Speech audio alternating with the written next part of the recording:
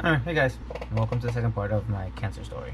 I left off where the doctor told me I'll go into surgery. If I wake up when I wake up, if the bag is on the left side, it was a colonectomy. Nothing could be done to recess it. If it was on the right side, it's a ileostomy, and I might be able to reverse it later on. So I woke up, quickly searched, saw right side, knocked right back out. Now, the surgery was about a 10-11 hour long. I went in around 8, was there at 7, was in the pre-op by 8. 8:30 I went in.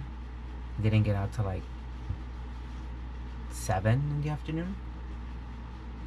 7, 8 in the afternoon, give or take.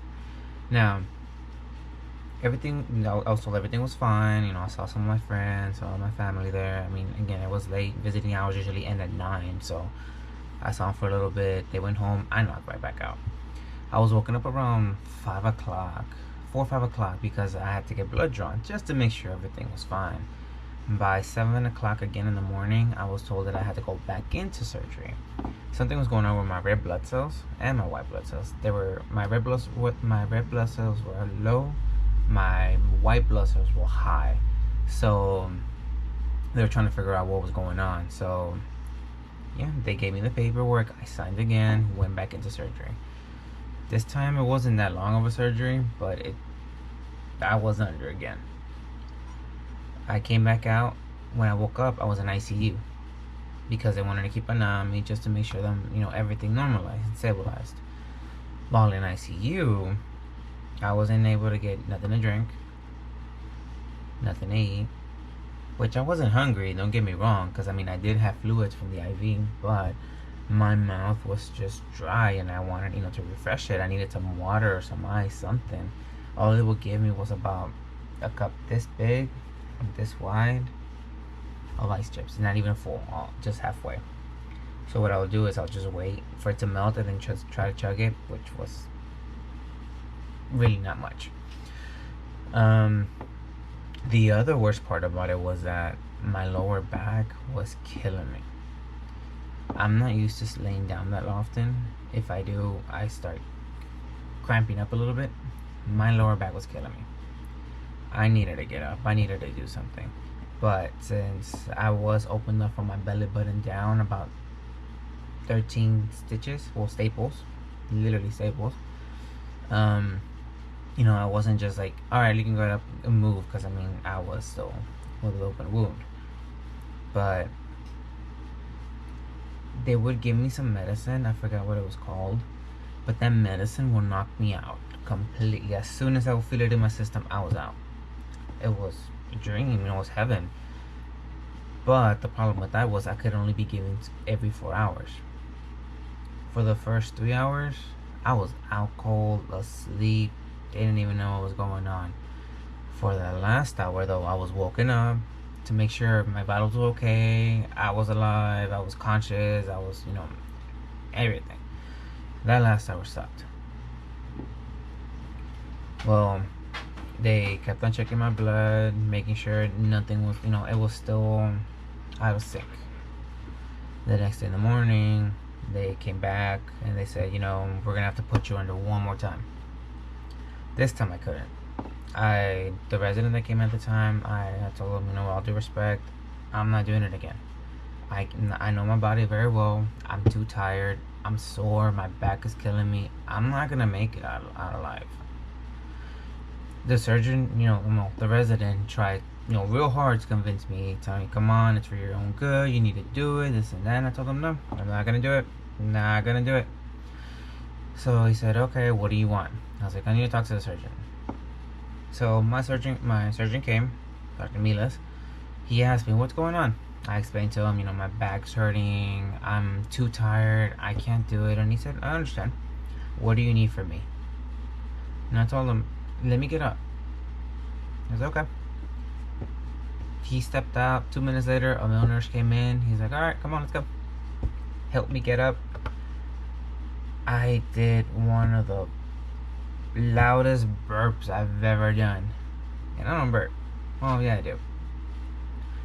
I felt horrible because I'm in ICU. It's supposed to be quiet. Everything's No, I was just like loud. But I will say that in an odd way, on my fingertips, I felt a cold breeze come through. I just got up. I didn't even walked around. I just stood up. The nurse helped me up, and I was like, okay, I'm good. Lay back down. Dr. Mila said, okay, we're gonna check you up. We're gonna check you in a little bit. Just hang tight. All right. That was it. That's what I needed. My everything started stabilizing.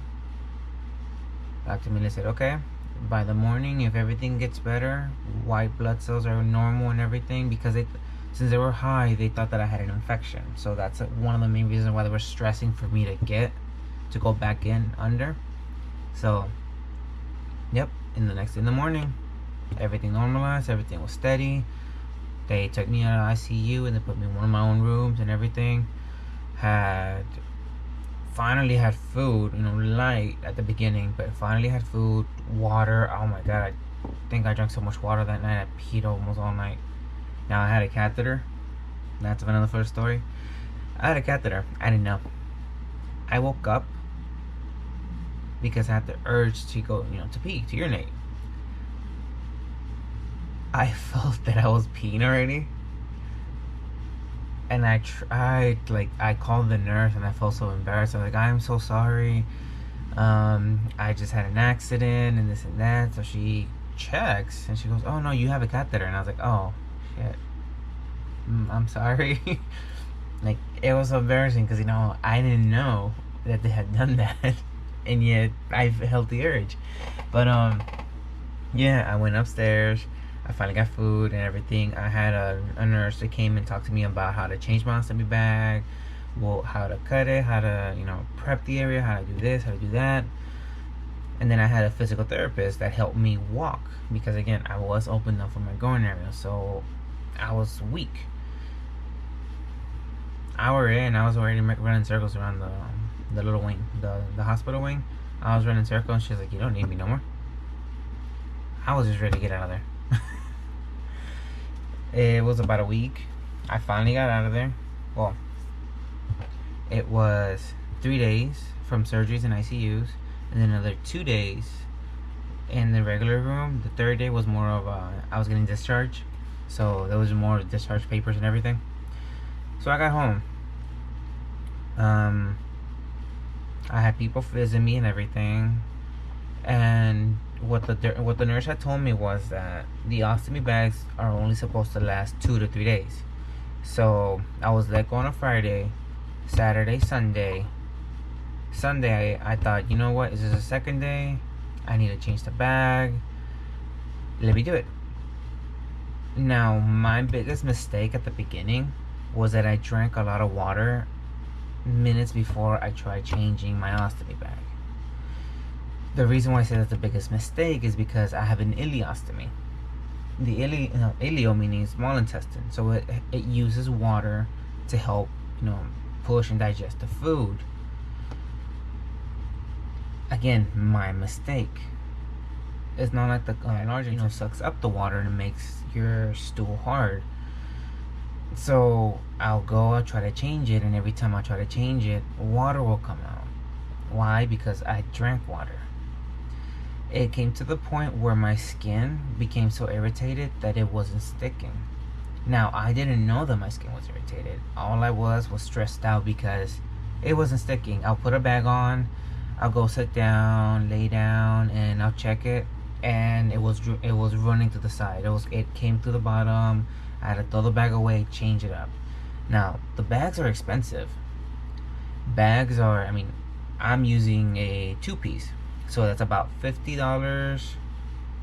about 100 and something for the wafers, and about $50 for the bags. Now, each pack of wafers comes with 5. Each pack of bags comes with 10. So, do the math, it's about $300. Now, well, 250, 200 almost. Now, I had money saved up and everything, but I felt that it was a waste for me to buy more bags because I didn't know what was going on, so I was gonna waste them. So I got everything up. My mom helped me out. She took me to the hospital, back to the wing, and I saw the nurse that was taking care of me, and I asked her, "Hey, I need help." So she found a little room, sat me down, checked, took off the bag, and told me, the stoma's irritated. Clean it up. Put powder, baby powder, any kind of powder that will help it stick, and then put it on again. Also, don't be afraid to use tape. Tape it as much as you can. I was like, okay. She gave me a couple more bags. I took off home, and I was fine. I remember that I was so stressed out that I was even dreaming. Like, horrible dreams, just so much stress.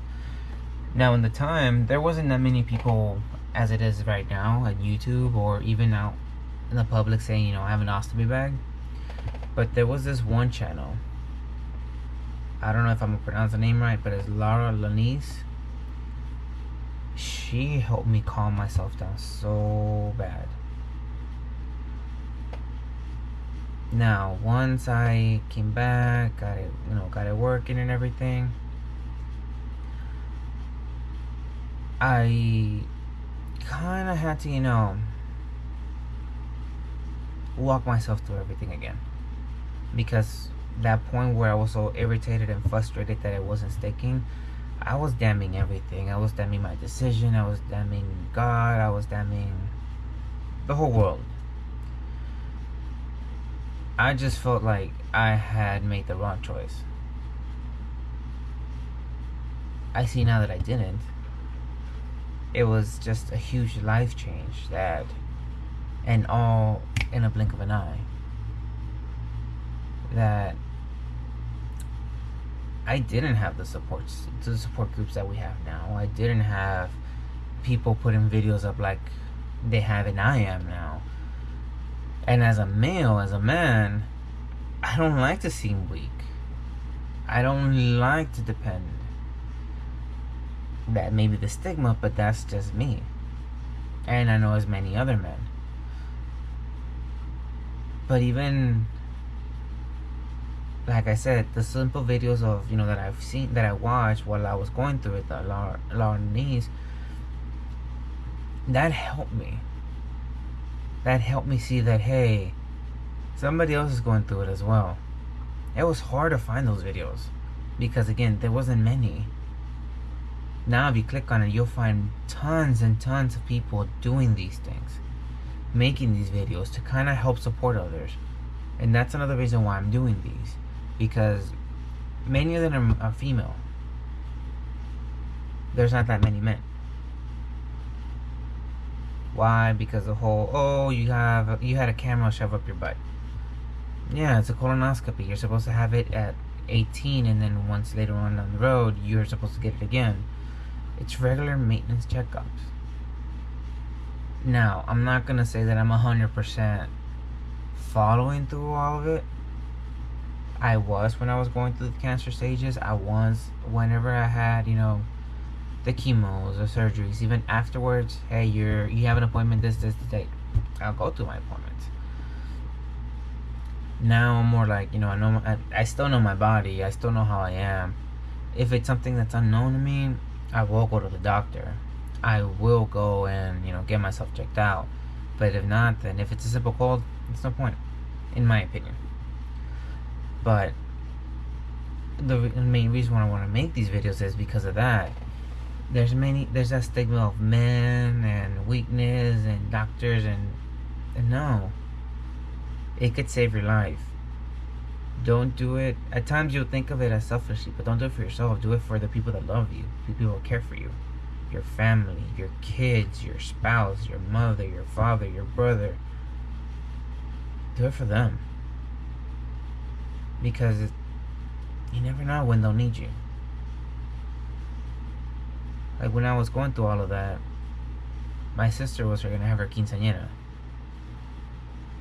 I wanted to make sure that I was here for her. I wanted to make sure that I was here for that. And I was. And I am still. Well, it's already 15 minutes into the video. I'm gonna put this video up. I'm gonna put another one later on. I don't know if today or tomorrow or Monday. And I'm gonna continue next, a little update of everything that's going on, how it's effective. My ostomy has affected me, my lifestyle, my work ethic, all of that. So hey, thanks for watching, thanks for listening. You guys be safe. Take care, man.